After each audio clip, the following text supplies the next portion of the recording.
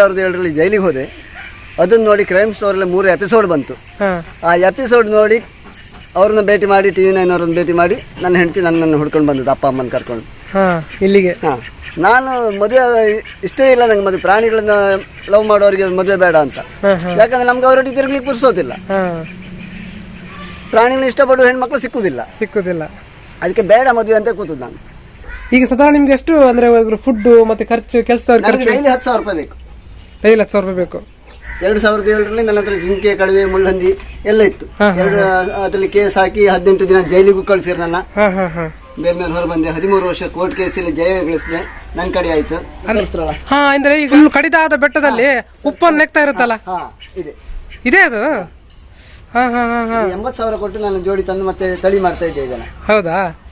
ಅಂದ್ರೆ ಅದು ನ್ಯಾಷನಲ್ ಇದೆ ಫುಲ್. ಅದು ಹೆಂಗ್ ಹೋಗ್ತದೆ, ಅದು ಗ್ರಿಪ್ ಎಲ್ಲ ಕಚ್ಕೊಂಡು ಹೋಗ್ತಲ್ಲ, ಹದ್ದುಗಳೆಲ್ಲ ಬಾಚ್ಕೊಂಡು ಹೋಗ್ತಲ್ಲ, ಇದೆ. ಹಲೋ ಸ್ನೇಹಿತರೆ, welcome back to the channel.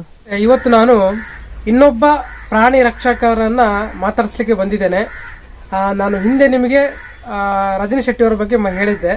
ಅದೇ ತರ ಇವತ್ತು ಸುಧೀಂದ್ರ ಐತಾಳ್ ಸಾಲಿಗ್ರಾಮ್ ಅವರನ್ನ ಮಾತಾಡ್ಸಕ್ ಬಂದಿದ್ದೀನಿ. ಇವರು ಕೂಡ ಇದೇ ತರ ಪ್ರಾಣಿಗಳನ್ನ ರಕ್ಷಣೆ ಮಾಡ್ತಾ ಮತ್ತೆ ರಿಹ್ಯಾಬಿಲಿಟೇಷನ್ ಪ್ರೋಗ್ರಾಮ್ ಅಂದ್ರೆ ಅದನ್ನ ಸರಿಯಾದ ಮೇಲೆ ವಾಪಸ್ ಅದನ್ನ ಅವರಂತ ಓನರ್ಗೆ ಒಪ್ಪಿಸುವಂತ ಕಾರ್ಯಕ್ರಮ ಮಾಡ್ತಾ ಇದ್ದಾರೆ. ಬನ್ನಿ ಅವ್ರನ್ನ ಇವತ್ತು ಮಾತಾಡ್ಸೋಣ ಸ್ನೇಹಿತರೆ. ನಮಸ್ಕಾರ ಸರ್, ಹೇಳಿ ನಿಮ್ಮ ಒಂದು ಜರ್ನಿ ಯಾವಾಗ ಸ್ಟಾರ್ಟ್ ಆಯ್ತು, ಹೇಗೆ? ನಾನು ಬಾಲವಾಡಿಗೆ ಹೋಗುವಾಗ ಸುಮಾರು ಒಂದು 5-6 ವರ್ಷಕ್ಕೆ ಸಣ್ಣ ಇಲಿಮರಿ, ಇರುವಿನ ಇವಕ್ಕೆಲ್ಲ ಸಕ್ಕರೆ ಹಾಕೊಂಡು ಮಾಡಿಂದ ಬಿದ್ದಂತ ಇಲಿಮರಿಗಳು, ಅಳಿಲ್ಮರಿಗಳು ಇವುಗಳಿಗೆಲ್ಲ ಹಾಲು ಕುಡಿಸ್ಕೊಂಡು ಅದೇ ಜರ್ನಿಯಿಂದ ಮುಂದುವರ್ಸ್ಕೊಂತ ಬಂದೆ. ಬೆಳೀತಾ ಬೆಳೀತಾ ಬೆಳೀತಾ ಇವ್ರು ಪ್ರಾಣಿಗಳನ್ನ ರಕ್ಷಣೆ ಮಾಡ್ತಾರೆ ಅಂತ ಊರಲ್ಲಿ ಎಲ್ಲೇ ಪೆಟ್ಟಾದ ಪ್ರಾಣಿ ಇದ್ರು ನಮ್ಗೆ ತಂದು ಹಾಕ್ಲಿಕ್ಕೆ ಸ್ಟಾರ್ಟ್ ಮಾಡಿ ಅದೇ ದೊಡ್ಡ ಮಟ್ಟದಲ್ಲಿ ಹೋಗಿ ದೊಡ್ಡ ದೊಡ್ಡ ಜಿಂಕೆ, ಕಡವೆ ಎಲ್ಲ ಒಂದು 20 ವರ್ಷ ಸಾಕಿದೆ ನಾನು. 2007ರಲ್ಲಿ ನನ್ನ ಹತ್ರ ಜಿಂಕೆ, ಕಡವೆ, ಮುಳ್ಳಂದಿ ಎಲ್ಲ ಇತ್ತು. ಅದ್ರಲ್ಲಿ ಕೇಸ್ ಹಾಕಿ 18 ದಿನ ಜೈಲಿಗೂ ಕಳ್ಸಿರ್ ನನ್ನ. ಬೇರೆ ಮೇಲೆ ಹೊರ ಬಂದೆ. 13 ವರ್ಷ ಕೋರ್ಟ್ ಕೇಸಲ್ಲಿ ಜಯ ಗಳಿಸಿದೆ. ನನ್ನ ಕಡೆ ಆಯ್ತು. ಅಂದ್ರೆ ಅದ್ರ ಬಗ್ಗೆ ಸ್ವಲ್ಪ ಸವಿಸ್ತರವಾಗಿ ಹೇಳ್ಬೋದು, ಹೇಗೆ ಏನು ಹೇಗೆ? 2007ರಲ್ಲಿ ಮಾಡಬಾರ್ದದು ಇಲಾಖೆಯವರೇ ತಂದು ಕೊಟ್ಟ ಪ್ರಾಣಿಗಳು, ಚಿಕ್ಕ ಮರಿಗಳು, ತಾಯಿ ಸತ್ತವು, ಅವನ್ನೆಲ್ಲ ರಕ್ಷಣೆ ಮಾಡ್ಕೊಂಡ್ ಬಂದೆ ನಾನು. 20 ವರ್ಷಗಳ ಕಾಲ ನಾನು ಜಿಂಕೆ, ಕಡವೆ, ಮುಳ್ಳಂದಿಗಳನ್ನು ಸಾಕೊಂಡಿದ್ದೆ. ಕಡೆಗೆ ಡಿಪಾರ್ಟ್ಮೆಂಟ್ ಕಾನೂನೆಲ್ಲ ಚೇಂಜ್ ಆಯಿತು. ಡಿಪಾರ್ಟ್ಮೆಂಟ್ ಅವ್ರು ಬಂದು ನನಗೆ ಏನು ನೋಟಿಸ್ ಗಿಟಿಸ್ ಏನು ಕೊಡದೆ ಏಕೈಕಿ ನನ್ನ ಜೈಲಿಗೆ ತಗೊಂಡು ಹೋದ್ರು. ಪ್ರಾಣಿಗಳನ್ನೆಲ್ಲ ಮೃಗಾಲಯಕ್ಕೆ ತಗೊಂಡು ಹೋದ್ರಲ್ಲಿ ಎಲ್ಲ ಸತ್ತೋಗಿದ್ದವು. ಅಲ್ಲಿ ಕಳಿಸಿದೆ, ಇಲ್ಲಿ ಕಳಿಸಿದೆ ಅಂತ ಎಲ್ಲ ಕಡವೆನೆಲ್ಲ ಶೂಟ್ ಮಾಡಿ ಸಾಯಿಸಿ ತಗೊಂಡು ಹೋದ್ರು. ಅದು ಹೋಗ್ಲಿಲ್ಲ. ಅದೆಲ್ಲ ದುಃಖ ಇತ್ತು. ಅದೆಲ್ಲ ಅವರು ಮಾಡಿದವರು ಅನ್ಭವಿಸಿದ್ರು, ಬಿಡಿತ್ತು. ಪ್ರಾಣಿಗಳನ್ನು ಸಾಕ್ಲಿಕ್ಕೆ ಹೋಗ್ಲಿಲ್ಲ.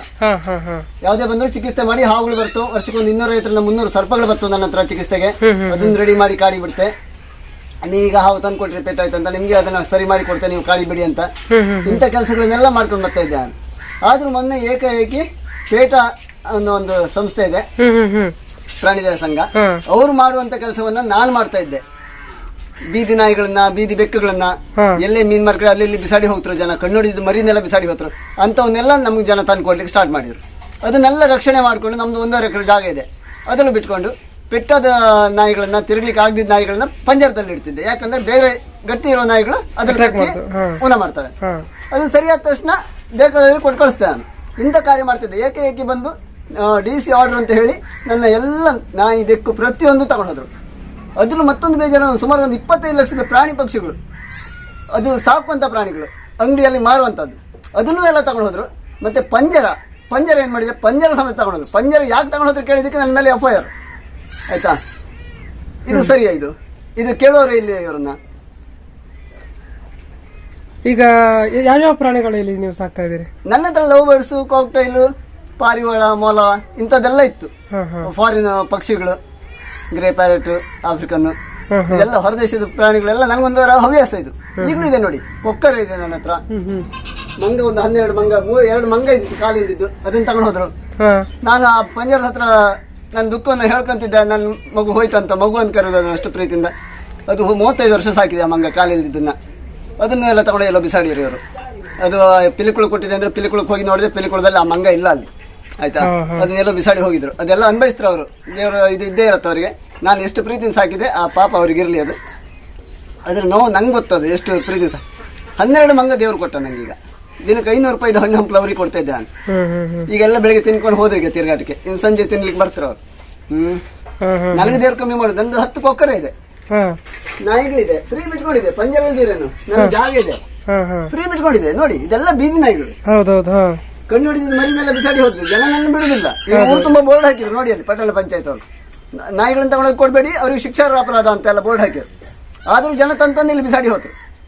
ಇಲ್ಲಿ ಒಬ್ಬ ರಕ್ಷಕರು ಇದ್ರಂತ ನನ್ನ ಕಳಿಸಿದ ಅವನು ಹೇಳಿದಾಗ ನಾನು ಮಾಡ್ತೇವೆ ಅಷ್ಟೇ. ನಾನು ಇದನ್ನೇನು ಮಾಂಸ ಮಾಡಿ ಮಾಡ್ತಾ ಇಲ್ಲ, ಅಕ್ರಮವಾಗಿ ಇದು ಮಾಡ್ತಾ ಇಲ್ಲ. ಎಲ್ಲ ನಾನು ಇವರು ಹೇಳುದೇನು ಅನಿಮಲ್ ರೆಸ್ಕ್ಯೂ ಸೆಂಟರ್ ಅಂತ ರಿಜಿಸ್ಟರ್ ಆಗಿದೆ ಅಂತ 2007ರಲ್ಲಿ. ಎಲ್ಲ ಅನಂತ ಪ್ರಾಣಿಗಳ ರಕ್ಷಣೆ ಮಾಡುವ ಹಕ್ಕಿದೆ. ಇವ್ರು ಹೇಳುದೇನು ಪ್ರಾಣಿ ಕಲ್ಯಾಣ ಮಂಡಳಿಯಿಂದ ಲೈಸೆನ್ಸ್ ಇಲ್ಲ ಅಂತ ಒಂದೇ ಕಾರಣ ಕೊಡುದು. DC ಆರ್ಡರ್ ತೋರಿಸಿದ್ರೆ ಆರ್ಡರ್ ಇಲ್ಲ, ನಡವಳಿ ತೋರಿಸ್ಕೊಂಡು ಆರ್ಡರ್ ಅಂತ ಹೇಳಿ ನನ್ನೆಲ್ಲ ನಾಶ ಮಾಡಿದ್ರು ಅವರು. ಅದನ್ನೆಲ್ಲ ಕೇಳಲಿಕ್ಕೆ ಒಂದು ಕೋರ್ಟ್ ಅಂತಿದೆ, ಅಲ್ಲಿ ನ್ಯಾಯ ಕೇಳ್ತೇನೆ ನಾನು. ಈ ಹೈಕೋರ್ಟ್ಗೆ ಹಾಕಿದೆ, ಅಲ್ಲಿ ನ್ಯಾಯ ಕೇಳ್ತೇನೆ. ಈಗ ಲವ್ ಬರ್ಡ್ಸ್ ಎಲ್ಲ ಅದೆಲ್ಲ ಸಾಕುವಂತ ಪ್ರಾಣಿ ಅಲ್ಲ. ಲವ್ ಬರ್ಡ್ಸ್ ತಕೊಂಡೋದು 300 ಲೆಕ್ಕ ಫಸ್ಟ್ ತಗೋದು. ಕಡಿ ಮತ್ತೊಂದು 60 ತಕ ಬಂದ್ರು, ಅದನ್ನೂ ತಗೊಂಡು ಇಲ್ಲಿ ಅದೆಲ್ಲ ಕೋರ್ಟ್ ಇದೆ, ಕೇಳುವ. ಮತ್ತೆ ದೊಡ್ಡ ದೊಡ್ಡ ನಾಯಿಗಳು ಸ್ವಲ್ಪ ಅಲ್ಲ, ಎಲ್ಲ ಜಾತಿ ನಾಯಿಗಳು, ಕಾಯಿಲೆ ಬಂದ ನಾಯಿಗಳು, ಅದನ್ನೆಲ್ಲ ರೆಸ್ಕ್ಯೂ ಮಾಡ್ತಿದ್ದೆ ನಾನು. ಮನೆಯಲ್ಲಿ ಮನೆ ಸಾಕ್ಲಿಕ್ಕೆ ನಾಯಿಗಳನ್ನೆಲ್ಲ ಫ್ರೀ ಹಾಕ್ತಿದ್ದೆ. ಗೋಲ್ಡನ್ ರಿಟ್ರೀವರ್, ಪಿಟ್ಬುಲ್, ಅದೆಲ್ಲ ತಗೊಂಡೋದ್ರು. ಯಾವುದು ನಾಯಿ ಇರ್ಲಿಲ್ಲ. ಎಲ್ಲರ ಮನೇಲಿ ನಾಯಿ ಇಲ್ವಾ? ಎಲ್ಲರ ಮನೇಲಿ ಲೈಸೆನ್ಸ್ ಇದೆಯಾ ನಾಯಿ ಸಾಕ್ಲಿಕ್ಕೆ? ಈಗ ಒಂದ್ ಜೊತೆ ಲವ್ ಬರ್ಡ್ಸ್ 600 ರೂಪಾಯಿ ಕೊಟ್ಟು ನೀವು ಅಂಗಡಿ ತಗೊಂಡ್ರಿ, ಅದು ಗಂಡು ಹೆಣ್ಣು ಕೊಡಿ ಅಂತ ಹೇಳ್ತೀರಾ ಅಥವಾ ಗಂಡೆ ಕೊಡಿ ನಮ್ಮಲ್ಲಿ ಮರಿ ಮಾಡೋದು ಬೇಡ ಅಂತ್ರಿಯಾ? ಆ ಮರಿ ಅದನ್ನ ಯಾವ್ದಾದ್ರು ಮಕ್ಕಳು ಬಂದವ್ರಿಗೆ ಕೊಟ್ಟು ಕಳಿಸ್ತೀರಾ? ಸೇಲ್ ಮಾಡ್ಲಿಕ್ಕಿಲ್ಲ ಅಂದ್ರೆ ಅವರು ನವಣೆ ಇವ್ರು ಕೊಡ್ತಾರಾ? ಪ್ರಾಣಿದಯ ಸಂಘದವ್ರು ಕೊಡ್ತಾರಾ? ಅದಕ್ಕೆ ಫೀಡ್ ಅಲ್ಲ. ಪ್ರಾಣಿ ಕಲ್ಯಾಣ ಮಂಡಳಿಯಿಂದ ಲೈಸೆನ್ಸ್ ಇಲ್ಲ ಅಂತ ಹೇಳುದು ಇವರು. ಪ್ರಾಣಿ ಕಲ್ಯಾಣ ಮಂಡಳಿಯಿಂದ ಲೈಸೆನ್ಸ್ ಯಾರಿಗೆ ಬೇಕು?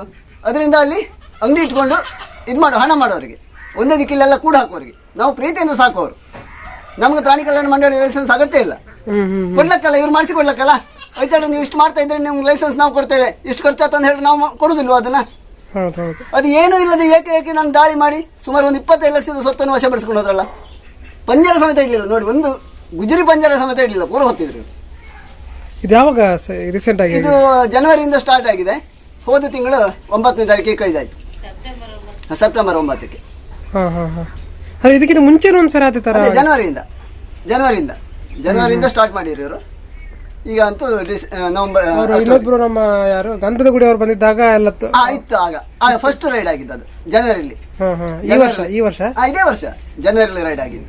ಜನವರಿ ರೈಡ್ ಅದನ್ನ ಇದು ಮಾಡಿದವರು. ಕಂಬಳದಲ್ಲ ಬಂದ್ರಲ್ಲ ಅವರು, ಅದು ಬೇರೆ.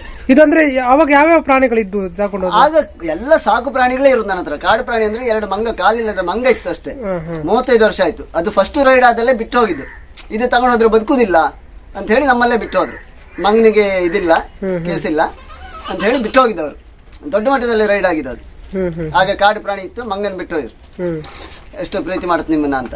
ಈಗ ಇಲ್ಲಿ ಸಾಧಾರಣ ಈಗ ಸದ್ಯಕ್ಕೆ ಈಗ ನನ್ನ ಹತ್ರ ಬಾತುಕೋಳಿ, ನಾಯಿ ಮರಿ ಮತ್ತೆ ಹಂಸಗಳು. ಅಂದ್ರೆ ಎಷ್ಟೆಷ್ಟು ಅಂದ್ರೆ ಸಾಧಾರಣ ಒಂದು ಬಾತುಕೋಳಿ ಎಲ್ಲ ಬಾತ್ಕೊಂಡು ಈಗ ಒಂದು 50 ತಂದು ಹಾಕಿದೆ. ಮನೆಯಲ್ಲಿ ಓಡಾಡ್ಕೊಂಡು ಇರ್ಬೇಕು ನಂಗೆ. ಪ್ರಾಣಿಗಳಿದ್ರೆ ನನ್ಗೆ ಮನೆಯಲ್ಲಿ ಮನುಷ್ಯರು ಇಲ್ದಿರೋಡೆಲ್ಲ ನಂಗೆ ಪ್ರಾಣಿಗಳು ನಾನು ಒಟ್ಟಿಗೆ ಇರ್ಬೇಕು. ಈಗ ಒಂದು 50 ಬಾತುಕೋಳಿಗಳು, ಒಂದು 10 ಹಂಸ, ಮತ್ತೆ ಕೋಳಿಗಳು. ಒಂದು ಪೈಟ್ರ್ ಕೋಳಿ ಸಮೇತ ಬಿಡ್ಲಿಲ್ಲ, ಗೂಡಿಲಿದ್ದು ಪೈಟ್ರ್ ಕೋಳಿ ಸಮೇತ ಹೊತ್ಕೊಂಡಿದ್ರು. ಮತ್ತೆ ದನ ಈಗ ಒಂದು 60 ಇದೆ.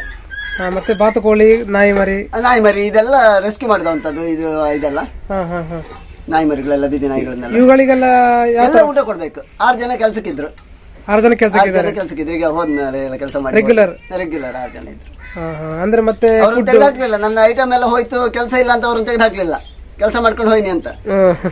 ಇದ್ರೊಳಗೆ ಬೇಸಾಯ ಮಾಡ್ತಾ ನಾನು 18 ಎಕರೆ ಬೇಸಾಯ ಮಾಡ್ತಾ ಇದ್ದೆ, ಹೈನುಗಾರಿಕೆ ಎಲ್ಲದನ್ನು ಮಾಡ್ಕೊಂಡು ಹೋಗ್ತಾ ಇದ್ದೆ. ಈಗ ಸಾಧಾರಣ ನಿಮ್ಗೆ ಎಷ್ಟು ಅಂದ್ರೆ ಫುಡ್ ಮತ್ತೆ ಖರ್ಚು, ಕೆಲಸ ಡೈಲಿ 10,000 ರೂಪಾಯಿ ಬೇಕು. ಡೈಲಿ 10,000 ರೂಪಾಯಿ ಬೇಕು ಅಂದ್ರೆ ಇದು ಬಂದು ನಿಮ್ಗೆ ಡೈಲಿ ಖರ್ಚು. ಮತ್ತೆ ಅವುಗಳಿಗೆ ಆರೈಕೆ ಎಲ್ಲ ನಾನು ಆಯುರ್ವೇದ ಮಾಡುದು, ಡಾಕ್ಟರ್ ಮಾಡುದಿಲ್ಲ. ಡಾಕ್ಟರ್ ಒಂದು ಮನೆಗೆ ಬರ್ತಾರೆ 500 ರೂಪಾಯಿ ಕೊಡ್ಕ ಅವ್ರಿಗೆ. ಹೌದೌದು. ಮತ್ತೆ ಇವ್ರು ಗೋ ಡಾಕ್ಟರ್ ಮೊನ್ನೆ ಒಂದು ಗೋ ಡಾಕ್ಟರ್ಗೆ ಕಾಲು ಮುರಿದೋದು ನಾಯಿ ಒಂದು ಕುಂದಾಪುರದಿಂದ ಬಂತು. ನನಗೆ ಇಷ್ಟೆಲ್ಲ ಹಿಂಸೆ ಕೊಟ್ಟಿರೋ ಅಂತ ಗೋ ಡಾಕ್ಟರ್ ಅಲ್ಲಿ ತಗೊಂಡೋಗಿ ಅಲ್ಲಿ ಬಿಟ್ಟು ಬನ್ನಿ ಅಂತ ಕಳಿಸಿಕೊಟ್ಟೆ. ಕಾಲು ತುಂಡದ ನಾಯಿಗೆ ಬ್ಯಾಂಡೇಜ್ ಮಾಡಿ ಬಿಟ್ಕೊಂಡು ಒಂದು ಇಂಜೆಕ್ಷನ್ ಹಾಕಿ ಕಳಿಸಿರಂತೆ. ಬರುವುದ್ರೊಳಗೆ ಸತ್ತೋಗಿದೆ. ಅದು ಸಾಯುವ ನಾಯಿ ಅಲ್ಲ. ಯಾಕಂದ್ರೆ ಪುನಃ ತಂದು ಐತಾಳ್ರ ಮನೆಗೆ ಹೋದ್ರೆ ಐತಾಳು ತಂದು ಇಲ್ಲೇ ಗೋಸ್ಪತ್ರೆ ಬಿಡಿ ಅಂತ ಹೇಳಿ ಸಾಯಿ ಇಂಜೆಕ್ಷನ್ ಹಾಕಿ ಕಳಿಸಿರೋ. ಅವ್ರು ತುಂಬಾ ಮರ್ಗಿದ್ರು. ಕುಂದಾಪುರದಿಂದ ತಗೊಂಡ್ ಬಂದೆ ಐತಾಳ್ರ ನಿಮ್ಮಲ್ಲಿಗೆ, ಇವ್ರು ಸಾಯಿ ಇಂಜೆಕ್ಷನ್ ಹಾಕಿ ಕುಂದ ಹಾಕಿರಲ್ಲ ಅನ್ಕೊಂಡು. ಸಾಯಿ ನಾಯಿ ಅಲ್ಲ, ಅದು ಕಾಲೊಂದು ತುಂಡಾಗಿದೆ ಅಷ್ಟೇ. ಅವೆಲ್ಲ ಖುಷಿಯಿಂದ ಓಡಾಡ್ಕೊಂಡಿರ್ಬೇಕು. ಇಲ್ಲ ಅಲ್ಲಿ ತನಕ ಹೋಗ್ಬೋದು. ನಮ್ದು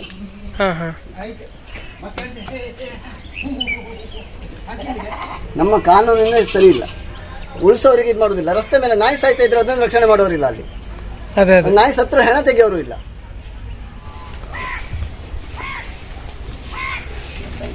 ಇವೆಲ್ಲ ನೀವು ಸಾಕ್ತಿರೋದಲ್ಲ? ಎಲ್ಲ ಸಾಕು, ನಮ್ಗೆ ಏನು ಕಾಯ್ಕಲ್ಲ. ಅದೇ ಅದೇ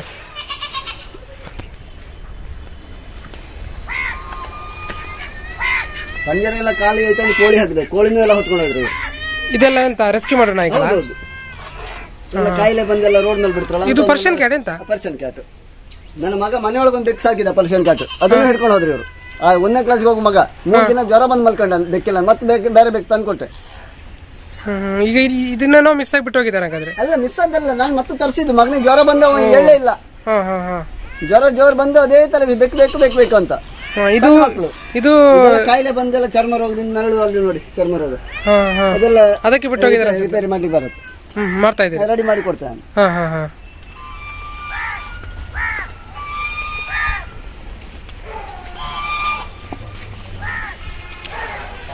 ಕೋಳಿಗಳು, ಹಂಸ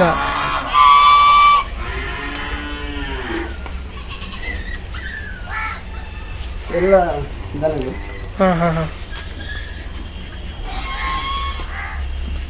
ಕೊಕ್ಕರೆ ಎಲ್ಲ ನೋಡಿ, ನನ್ನ ಹತ್ರ 10 ಕೊಕ್ಕರೆ ಇದೆ, ಫ್ರೀ ಬಿಟ್ಕೊಂಡಿರುತ್ತೆ. ನಮ್ಮ ಎಲ್ಲಿಗೂ ಹೋಗುದಿಲ್ಲ ಇವರು.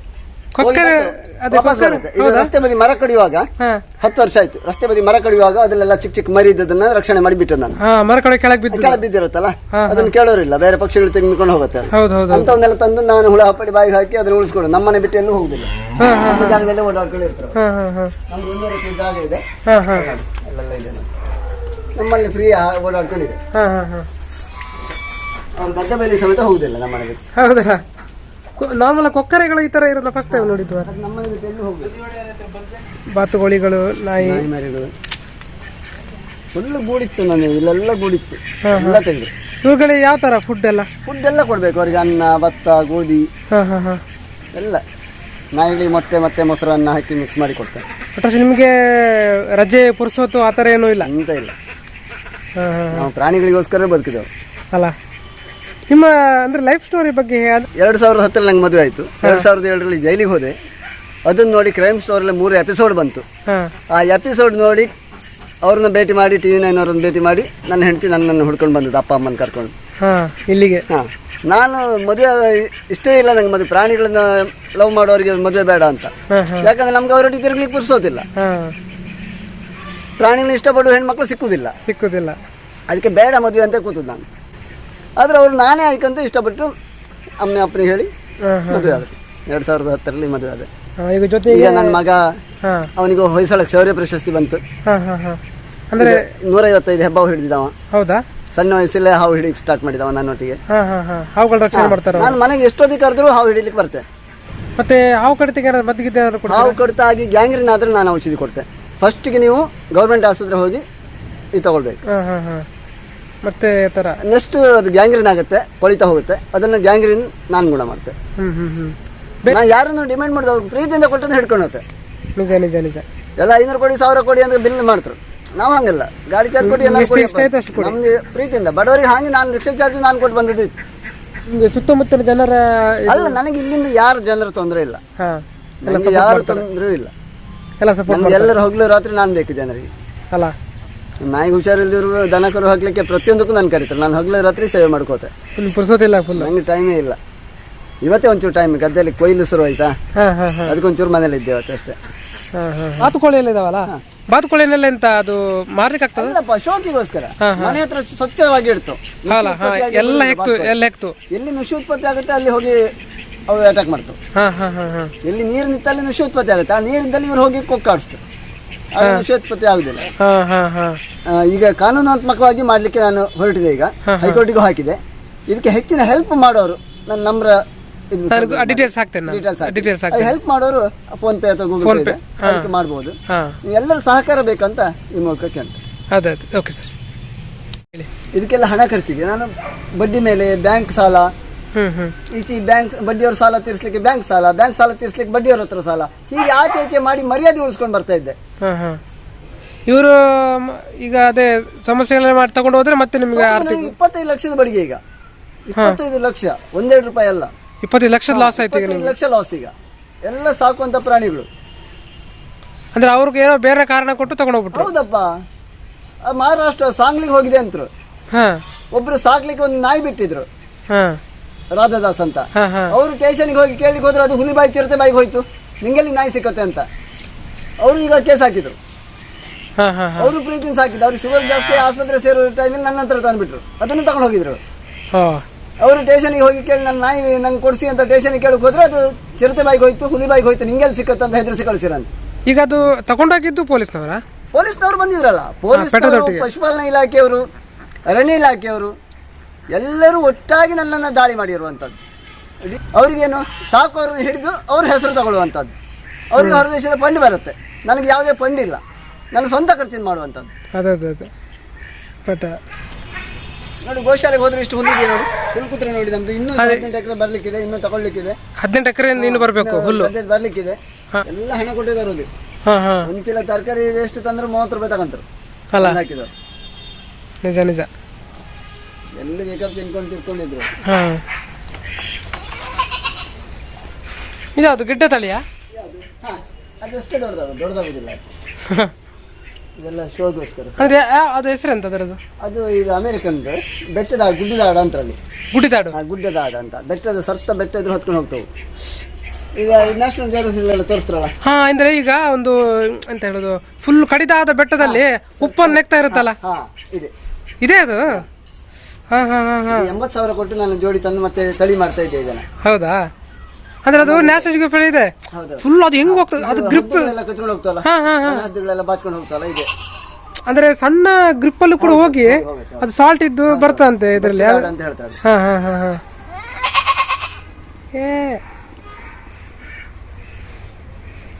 ಸ್ನೇಹಿತರೆ ನೋಡಿ, ಇವರು ಇಂಥ ಒಂದು ಅದೇ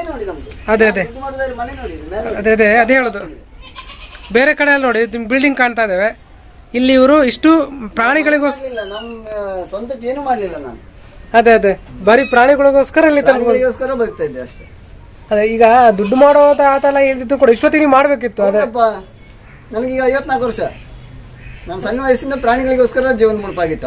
ಅದೇ ಇವರ ದಂಪತಿಗಳು ಇಬ್ರು ಕೂಡ ರಾಜ್ಯೋತ್ಸವ ಪ್ರಶಸ್ತಿ ಬಂದಿದೆ 2012ರಲ್ಲಿ. ಜಿಲ್ಲಾ ರಾಜ್ಯೋತ್ಸವ ಪ್ರಶಸ್ತಿ ಕೊಡಿ, ಅತ್ಯುತ್ತಮ ಸಾಧನೆ ಅಂತ. ನನ್ನ ಎಲ್ಲೆಲ್ಲಿಯವರೆಲ್ಲ ನಮ್ಮಲ್ಲಿಗೆ ಪ್ರಾಣಿಗಳು ನೋಡ್ಲಿಕ್ಕೆ ಬರ್ತಿದ್ರು. ಈಗಾಗ್ಲೂ ನಂಗೆ ಜನ ಕಮ್ಮಿ ಇಲ್ಲ, ಇದ್ದುದನ್ನು ನೋಡ್ಕೊಂಡು ಹೋಗ್ತು. ಬನ್ನಿ ಅಕ್ಕ, ನಮಸ್ಕಾರ. ನೋಡ್ಲಿಕ್ಕೆ ಬಂದಂತ ಪ್ರಾಣಿಗಳನ್ನ ಈಗ ಹೆಚ್ಚಿನಾಗಿ ಹಾವು ಕಡಿತ ತಕ್ಷಣ ನಿಮ್ಮ ಪ್ರಕಾರ ಯಾವುದು, ನಿಮ್ಮ ಇಂಗ್ಲಿಷ್ ಮೆಡಿಸಿನ್ ಫಸ್ಟಿಗೆ ಮಾಡ್ಬೇಕಾ ಅಥವಾ? ಅಲ್ಲ, ನೀವು ಫಸ್ಟಿಗೆ ಅದಕ್ಕೆ ಕೈಗೆ ಕಚ್ಚಿದಾಗ ಇಲ್ಲಿ ಕಟ್ಟು ಹಾಕಬೇಕು, ಹಗುರವಾಗಿ ಕಟ್ಟಬೇಕು, ಟೈಟ್ ಮಾಡಿ ಕಟ್ಟಬಾರ್ದು, ಗಾಯ ಮಾಡಬಾರ್ದು. ಸುಮ್ಮನೆ ಹಿಂಡಿ ಬಟ್ಟೆ ಹಾಕಿ ಸೋಪ್ ಒಳಗೆ ತೊಳ್ಬೇಕು. ಮತ್ತೆ ಬಾಳೆ ಒಳಗೆ ಟ್ಯೂಬ್ ಇರುತ್ತಲ್ಲ, ಆ ಟ್ಯೂಬ್ ಅನ್ನ ಜಜ್ಜಿ ಹಿಂಡಿದ್ರೆ ರಸ ಬರುತ್ತೆ. ಬಾಳೆದೊಳಗಡೆ ದಿಂಡು ಇತ್ತಲ್ಲ ಟ್ಯೂಬ್ ಅಂತಾರಲ್ಲ, ಅದನ್ನ ಜಜ್ಜಿ ರಸ ತೆಗೆದ್ರೆ ರಸ ಬರುತ್ತೆ. ಅದೊಂದು 2-3 ಗ್ಲಾಸ್ ಕುಡ್ಕೊಂಡ್ರೆ ಕೂಡಲೇ ಏರುದಿಲ್ಲ. ಮತ್ತೆ ಆಸ್ಪತ್ರೆ ಹೋಗೋದವರಿಗೆ ತೊಂದರೆ ಇಲ್ಲ, 3 ಟೈಮು ಅವ್ರಿಗೇನು ವಿಷಯ ಏರುವುದಿಲ್ಲ. Persian cat seeds,